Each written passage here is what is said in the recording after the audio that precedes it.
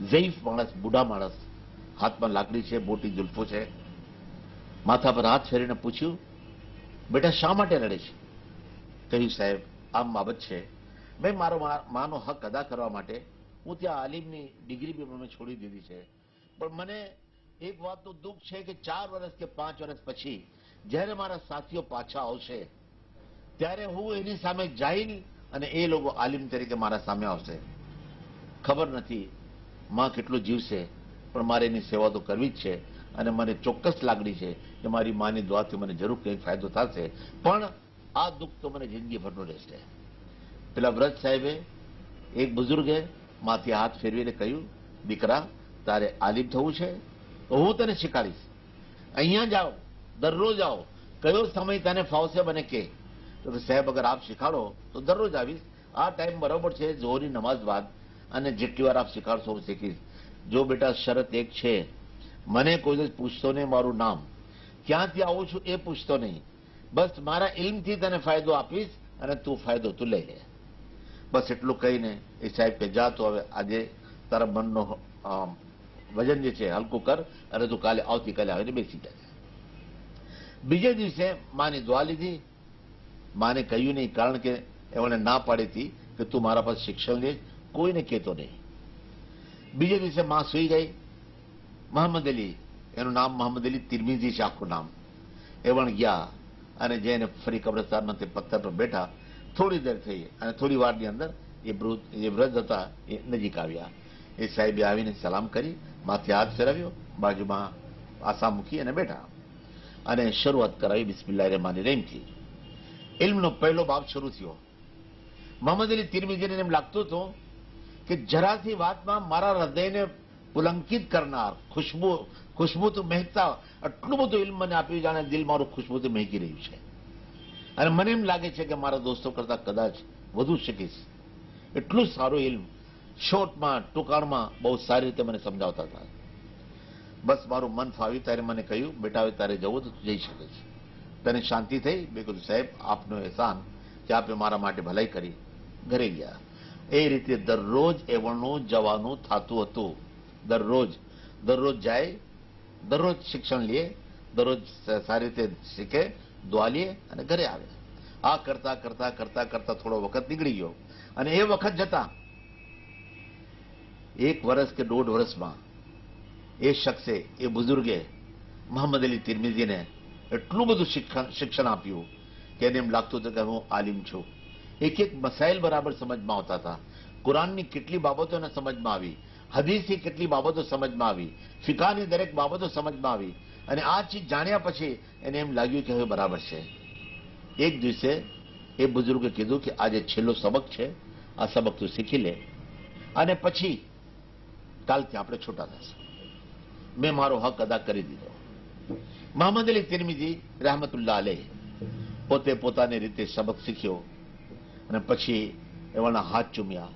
હાથ ચૂમતાની સાથે પૂછે, હઝરત આજે તો મને હક છે, હું આપને પૂછી શકું આપ કોણ છો, ક્યાંથી આવો છો, આપનો અહેસાન શા માટે મારા પર? મેં તો આપનું કંઈ ભલાઈ કરી નથી, આપની કોઈ સેવા કરી નથી, આપ દરરોજ મારા માટે અહીંયા આવો, ક્યાંથી આવો છો, કોણ છો?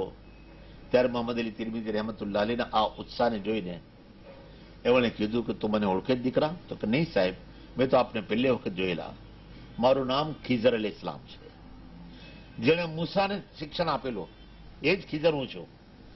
ફક્ત અલ્લાહ તબારક તાલે તમારી માં સાથેને તમારો પ્રેમ, ઇલ્મ થવા માટે તમે જવાના હતા, આલિમ થવા માટે, પણ એ આલિમનો દરજ્જો છોડીને તમે માની સેવામાં તમે લાગ્યા એટલે અલ્લાહ તબારક તાલાને તમારા પર એટલી રહેમ આવી કે મને હુકમ કર્યો કે ખિઝર જા તું જેને આને શીખાડ, અને અમે તમને આલિમ તરીકે બનાવી દીધા. આજે 4 વર્ષ પછી તમારા દોસ્તો આવશે, એ લોકો પોતાની જગા પર આલિમ જ હશે, પણ તમારા મુકાબલામાં એની પાસે એટલું ઇલ્મ હશે જેટલું કે એક ચકલીના પાસે પાણીનો કતરો. બસ આ સાંભળી અને મોહમ્મદ અલી તિરમિઝી ખૂબ રડ્યા, ખૂબ હાથ ચૂમ્યા અને કીધું આપનો જિંદગીભર એહસાન ભૂલીશ નહીં. પછી કીધું કે બસ આપણી આ છેલ્લી મુલાકાત છે, એટલું કહીને ગાયબ થઈ ગયા. મોહમ્મદ અલી તિરમિઝી રહેમતુલ્લાહ અલૈહ માને બધી વાત કરી અને આ આખી કિતાબની અંદર આખો કિસ્સો લખેલો છે. કહેવાનો ભાવાર્થ કે માની દુઆના કારણે આ જાહેરી તौर પર આપણે જોઈએ તો આપણે એમ લાગે છે કે ઇલ્મ શીખવું જોઈતું હતું, માને એટલી કુરબાની આપવી જોઈએ, પણ નહીં. હકીકત આ છે, સેવા કરી તો અલ્લાહ તબારક તાલાને ઇલ્મના મેવા ખવડાવ્યા. આ સેવાની અંદર ખૂબી છે. ઇન્સાનની નિયત જે છે એના ઉપર પૂરો દારોમદાર છે. એટલે બુખારી શરીફમાં પહેલી હદીસ છે, ઇન્નમલ આમાત બિન્નિયાત. અલ્લાહ તબારક તાલાએ હુઝુર સલ્લલ્લાહુ અલૈહિ વસલ્લમ ઝબાને અકદસથી આ પહેલું ઇલ્મ બતાવ્યું છે કે દરેક અમલ જેટલા કરો છો એનો આખો દારોમદાર એની નિયત પર છે. મોહમ્મદ અલી તિરમિઝી રહેમતુલ્લાહ અલૈહ માટે ફાયદો થઈ ગયો. આ રીતે એક બીજો કિસ્સો છે રસૂલ પાક સલ્લલ્લાહુ અલૈહિ વસલ્લમના જમાનાનો. ઉવૈસ કરની મશહૂર સાબી. તાજુબ તો એ છે કે આટલા વર્ષોમાં હુઝુર સલ્લલ્લાહુ અલૈહિ વસલ્લમની સેવામાં આવી નહીં શક્યા, પણ ઈમાન પાક્કું હતો.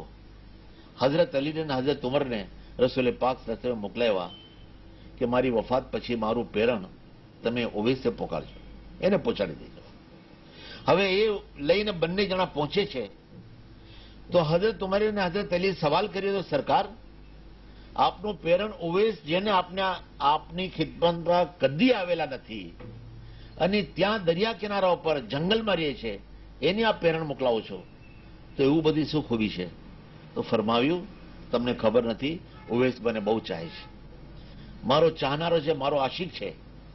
અલ્લાહ તબારક તાલા મારી મોહબ્બતના સદકામાં એને કયામતના દિવસે 70,000 મારા ગુનેગાર ઉમ્મતીઓને એના આંગળીના ઈશારાથી અલ્લાહ પાક એને જન્નતમાં મોકલશે. ભાઈ હજરત અલીને લોકો બંને જણા જઈને એ પ્રેરણ આપી આવેલા. પણ હુઝુર સલ્લલ્લાહુ અલૈહિ વસલ્લમ જ્યારે દુનિયામાં હયાત, એ જમાનાની વાત છે. એક વખત માની કે, કારણ કે માની સેવા કરતા હતા, માં આંધળી હતી, માની સેવા કરે. માની કે છે, માં રસૂલ પાક સલ્લલ્લાહુ અલૈહિ વસલ્લમ પર ઈમાન આવ્યું છે, નમાઝ પઢીએ છીએ, રોઝા રાખીએ છીએ, બધું બરાબર, પણ માં એક વખત મને હુકમ આપ કે હું રસૂલ પાક સલ્લલ્લાહુ અલૈહિ વસલ્લમના દીદાર કરીને આવું. માએ કીધું, અચ્છા બેટા, તું કાલે જજે. એક ઊંટ લીધો, ઊંટના પર સવાર થઈ મદીના તરફ પ્રયાણ કર્યો. મદીનામાં જ્યારે દાખલ થયા, સીધા મસ્જિદ નબીમાં પહોંચ્યા તો ખબર પડી કે હુઝુર નબી પાક સલ્લલ્લાહુ અલૈહિ વસલ્લમ મસ્જિદ નબીથી નમાઝ પઢાવીને બહાર નીકળી ગયા છે. લોકોને પૂછ્યું, લોકોએ કહ્યું, સરકાર સલ્લલ્લાહુ અલૈહિ વસલ્લમની એક આદત શરીફા એ છે કે નમાઝ બાદ દરરોજ હુઝુર સલ્લલ્લાહુ અલૈહિ વસલ્લમ પોતાની સાહેબઝાદી બીવી ફાતિમાને મળવા માટે દરરોજ જાય છે, કદાચ તમને ત્યાં જ મળશે. ઉવૈસ કરની પહોંચ્યા, ત્યાં દરવાજો ખટખટાયો તો પૂછ્યું, કોણ છે? તો કે હું ઉવૈસ છું, કરણથી આવેલો છું.